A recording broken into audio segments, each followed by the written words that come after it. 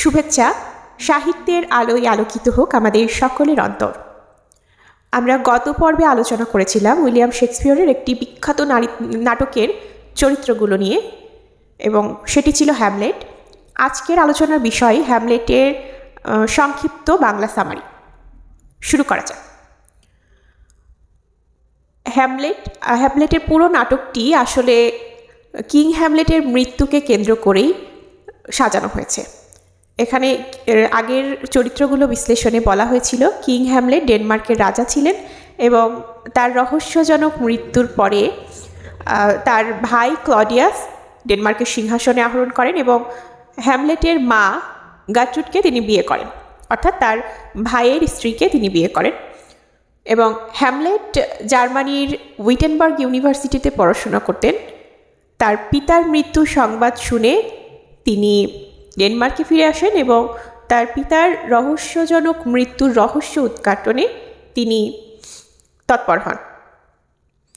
এবং নাটকের শুরুতে দেখা যায় দুজন প্রহরী, তাদের নাম হচ্ছে যে মার্সেলাস এবং বার্নার্ডো, তারা প্রাসাদের প্রধান ফটকে পাহারা দিচ্ছেন এবং সেই পাহারা দেওয়ার সময় তারা রাত্রির বেলা একটা প্রেতাত্মাকে দেখতে পান। এখান থেকেই আসলে নাটকের ঘটনা শুরু এবং পরের ঘটনায় আবারও সেই প্রেতাত্মার কাহিনী ফিরে আসে। প্রেতাত্মাকে দেখেছিল সেই দুজন প্রহরী এবং এই সম্পর্কে সেই দুজন প্রহরী প্রেতাত্মা সম্পর্কে হোরাসিওকে জানিয়েছিল এবং হোরাসিও হচ্ছে হ্যামলেটের খুবই ক্লোজ ফ্রেন্ড, বলা যায় বেস্ট ফ্রেন্ড। আমরা গত ভিডিওতে চরিত্র বিশ্লেষণের সময় বলেছিলাম। এবং এই প্রেতাত্মার এই কাহিনী হ্যামলেটকে হোরাসিও জানান এবং হ্যামলেট সেই প্রেতাত্মার সঙ্গে সাক্ষাৎ করার জন্য খুবই আগ্রহী হন এবং হ্যামলেট জানতে পারেন যে প্রেতাত্মাটি আসলে তার বাবার মতো দেখতে, তার মৃত বাবার মতো দেখতে। সে প্রেতাত্মার সাথে দেখা করবার পরপরই সে বুঝতে পারে এটা তার বাবা ওল্ড হ্যামলেট, যেহেতু তার চেহারার সাথে মিল ছিল এবং ওল্ড হ্যামলেটকে দেখে সে খুব আশ্চর্য হয়। এবং সেই প্রেতাত্মা তাকে হ্যামলেটকে জানায় যে তার মৃত্যু কোনো স্বাভাবিক মৃত্যু নয়, তাকে হত্যা করা হয়েছে এবং তাকে হত্যা করেছে তারই ভাই, অর্থাৎ হ্যামলেটের চাচা, যিনি বর্তমানে ডেনমার্কের রাজা ক্লডিয়াস। তিনি হ্যামলেটকে দুটি দায়িত্ব দিলেন। যেই প্রেতাত্মাটা ছিলেন উনি তার ছেলে হ্যামলেটকে দায়িত্ব দিলেন যে তার বাবার মৃত্যুর প্রতিশোধ যেন সে নেয় এবং অন্যদিকে সে এটাও দেখতে বলেন যে তার মা যেন কোনো রকম কষ্ট না পায়।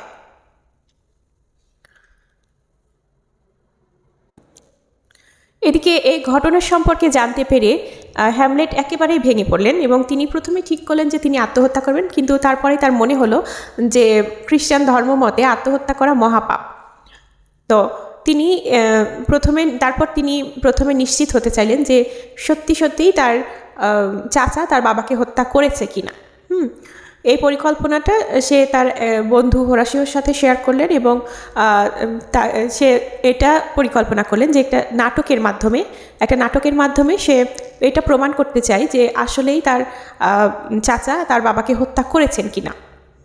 এই নাটকটা কিন্তু এই নাটকটা কিন্তু খুবই গুরুত্বপূর্ণ। এখান থেকে পরীক্ষায় প্রশ্নও আসে। এটাকে হচ্ছে প্লে উইদিন প্লে বলা হয়, যে নাটকের মধ্যে আরেকটা নাটক। তো এই সময় হ্যামলেট কিছুটা পাগলের মতো আচরণ করতে থাকে। এই পাগলের মতো আচরণ করাকে এটা আসলে হ্যামলেট কিছুটা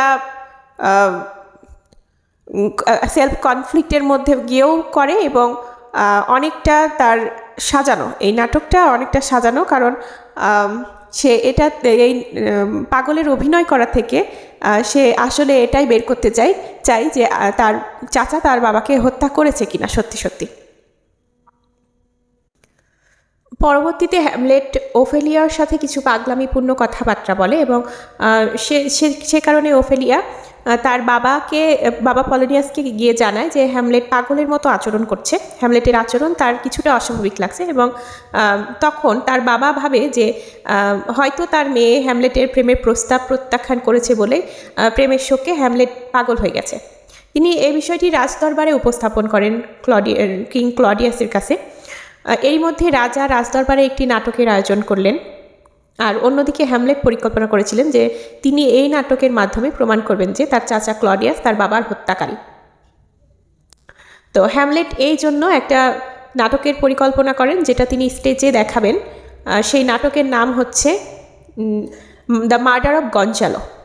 এটাকে আবার দ্য মাউস ট্র্যাপও বলা হয়। তো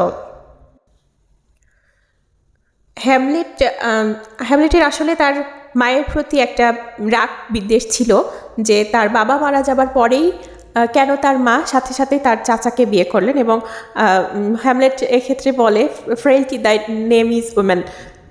তো তারপর একদিন হ্যামলেট তার মায়ের সাথে কক্ষে কথা বলার সময় তার এসব পাগলামি নিয়ে তার মা তাকে বোঝাচ্ছিলেন, এবং তাদের দুজনের বাক্যালাপের সময় পলিনিয়াস পর্দার আড়ালে ছিল, এবং হ্যামলেট পলিনিয়াসকে ক্লডিয়াস ভেবে পর্দার আড়াল থেকেই তরবারি দিয়ে আঘাত করে, এবং ওখানেই পলিনিয়াসের মৃত্যু হয়। এই পলিনিয়াসের মৃত্যুর ঘটনায় ওফেলিয়া খুবই ভেঙে পড়ে। একদিকে হ্যামলেট পাগল হয়ে গেছে, আরেকদিকে তার বাবা মারা গেছে। তারপর এক সময় ওফেলিয়ারও মৃত্যু ঘটে, কিন্তু সেই মৃত্যুটা আসলে কি সুইসাইড ছিল নাকি সেটা স্বাভাবিক মৃত্যু ছিল এটা আসলে জানা যায়নি। তো এই যে ওফেলিয়ার ভাই লিয়ারতেস, সে তার পিতৃ হত্যা এবং তার বোন হত্যার প্রতিশোধ নিতে চায়।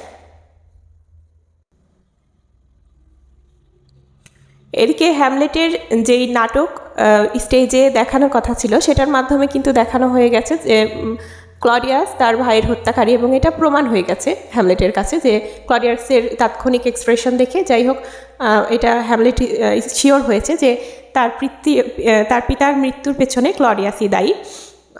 তো তারপরে একটা সময় পলিনিয়াসের মৃত্যুর পরে তখন ক্লডিয়াস হ্যামলেটকে অনেক বুঝিয়ে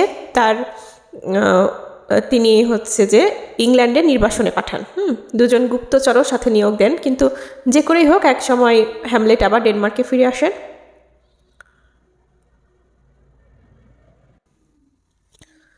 তারপর ক্লডিয়াস যখন দেখলেন যে তার নির্বাসনে পাঠানোর পরেও হ্যামলেট আবার ডেনমার্কে ফিরে এসেছে, তখন হ্যামলেটকে মারার জন্য ক্লডিয়াস আরেকটা পরিকল্পনা করলো, এবং এবারে সে লিয়ারতেসের সাথে পরিকল্পনা করলো, যে সেই লিয়ারতেস যে কিনা তার বোন ওফেলিয়া এবং বাবা পলিনিয়াস হত্যার প্রতিশোধ নিতে চাচ্ছিল হ্যামলেটের প্রতি।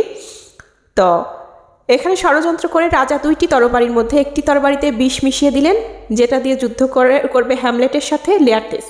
আর প্ল্যান করা হলো যদি লিয়ারতেস যুদ্ধে জিততে না পারে তবে সে হ্যামলেটকে মদ অফার করবে, এবং সেই মদের ভেতরে বিষ মেশানো থাকবে, অর্থাৎ কোনোভাবেই যেন হ্যামলেট বেঁচে না ফিরতে পারে, এবং এর জন্য প্ল্যান এ প্ল্যান বি রাজা কিন্তু তৈরি করে রেখেছে। তো তারপরে যুদ্ধ শুরু হওয়ার পর প্রথম রাউন্ডে লিয়ারতেস হেরে গেল, এবং ক্লডিয়াস হ্যামলেটকে এক গ্লাস মদ অফার করলো, কিন্তু হ্যামলেট সেই মদ প্রত্যাখ্যান করলো এবং পুনরায় তার সাথে যুদ্ধ শুরু করলো। যখন লিয়ারতেসের তরবারি আঘাত হ্যামলেটের শরীরে লাগলো তখন সে বুঝতে পারলো লিয়ারতেস তরবারিতে বিষ মেশানো রয়েছে। তাই সে যুদ্ধ চলাকালীন অবস্থায় তরবারি বদলানোর একটা প্রস্তাব দিল, এবং ঘটনাক্রমে ওই বিষ মাখানো যেই তরবারিটা ছিল সেটা হ্যামলেটেরই হাতে চলে আসলো। এরপর সে তরবারি দ্বারা লিয়ারতেসকে আঘাত করলো, এবং একটা সময় হঠাৎ করে হ্যামলেটের মা গাট্রুড বিষ মেশানো পেয়ালা থেকে মদ পান করলো এবং তার মৃত্যু হলো। সে সময় সে তার পুত্র হ্যামলেটকে বলল, মানে মৃত্যুর আগে, এসব ষড়যন্ত্রের মূল পরিকল্পনাকারী ছিল তার চাচা। এই কথা বলে সে মৃত্যুবরণ করলো, এবং হ্যামলেট ক্ষিপ্ত হয়ে বিষ মাখানো তরবারি দিয়ে তার চাচাকে আক্রমণ করে বসল। এই পরিস্থিতিতে হ্যামলেট, তার মা, তার চাচা এবং প্রতিদ্বন্দ্বী লিয়ারতেস সকলেই মৃত্যুবরণ করলো। শুধু বেঁচে রইল হোরাসিও ও ফোর্টিনব্রাস সম্পর্কে আমি চরিত্র বিশ্লেষণে বলেছিলাম যে সে শেষ পর্যন্ত ডেনমার্কের রাজা হলো। ফোর্টিনব্রাসের পিতাকে হ্যামলেটের পিতা কিং হ্যামলেট হত্যা করেছিল, এবং তারই প্রতিশোধ ফোর্টিনব্রাস নিতে চাইতো, এবং সবশেষে সেই রাজা হলো ডেনমার্কের। এবং সে এটা নির্দেশ দিল যে হ্যামলেটের শেষকৃত্য যেন যথাযথ সম্মান এবং মর্যাদার সাথেই হয়।